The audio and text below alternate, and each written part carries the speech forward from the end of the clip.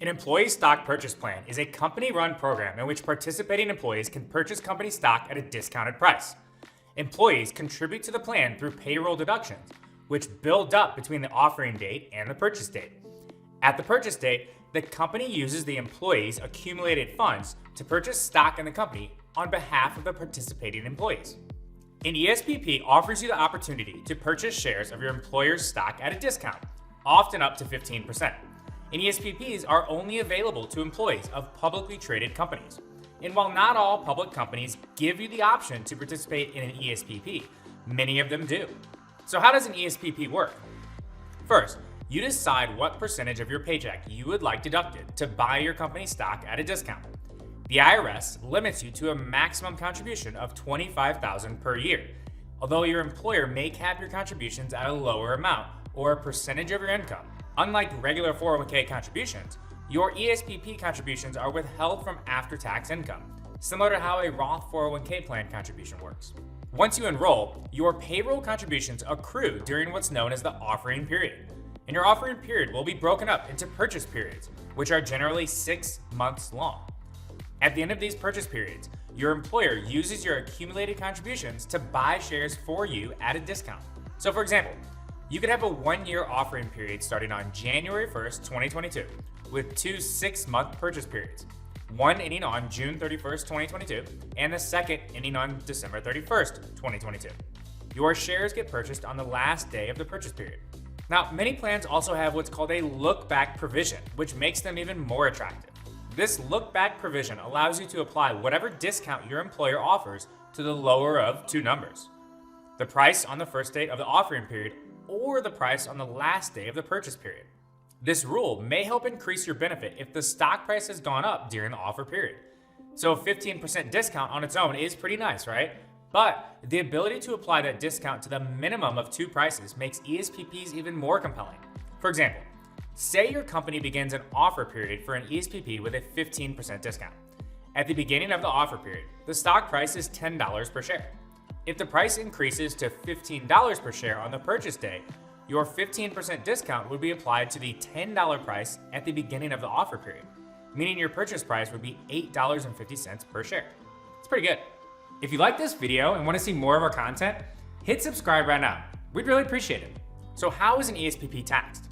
When the company buys the shares for you, you do not owe any taxes. You are exercising your rights under the ESPP. Buying the stock is not in itself a taxable event. Now, when you sell the stock, the discount that you received when you bought the stock is generally considered additional compensation to you. So you have to pay taxes on that as regular income, regardless of how long you held the stock. If you hold the stock for a year or less before you sell it, any gains will also be considered ordinary income and taxed as such. But if you hold the shares for more than 1 year, any profit will be taxed at the usually lower capital gains rate. Now, to really understand this and how the ESPP stock is taxed further, you need to understand whether the sale is a qualifying disposition or a disqualifying disposition. For a disqualifying disposition, that means you sold the stock within 2 years after the offering date or 1 year or less from the exercise or the purchase date. In this case, your employer will report the bargain element as compensation on your Form W-2, ordinary income, and you will have to pay taxes on that amount as ordinary income. The bargain element is that difference between the exercise price and the market price on the exercise date. Any additional profit is considered capital gains, short-term or long-term depending on how long you held the shares, and will be reported on Schedule D. Now, for qualifying dispositions, you sold the stock at least 2 years after the offering grant date and at least 1 year after the exercise purchase date.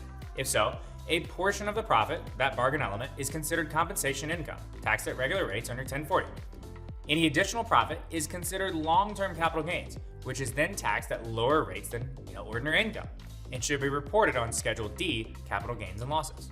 So should you participate in that ESPP? The short answer is yes, as long as you can afford it. The discount typically justifies participation as long as you can afford to live on the smaller paycheck that you'll receive as a result of your payroll contributions. So if you can afford it, you may be better off maxing out your withholding limit to take advantage of this. If you cannot afford it, make it your goal to get into a better place to partake in the ESPP plan next year. Now, it can be tempting to hold on to ESPP stock because of the opportunity to benefit from lower tax rates, but we encourage you to resist this temptation. The stock could decline in value and you could regret your decision. Instead, you could use the discount structure to lock in that minimum semi-annual return plus any upside from appreciation, and then sell immediately. That is on the day that you purchase or own the stock. And if you do this, you already get a generous return, at least 15%. You wouldn't need to take more risk by holding it longer than necessary here. Now, other considerations. Many plans do not allow employees who own more than 5% of the company to participate. Some plans may also prevent employees from participating until they have been employed by the company for at least some amount of time, usually 1 year. Now, there's also some maximum contribution laws here. Tax rules cap the amount of company stock an employee can accrue in an ESPP at $25,000 of the fair market value of the stock per year. Most plans allow employees to elect a payroll deduction between 1% and 15%. Now, qualified versus non-qualified ESPP plans.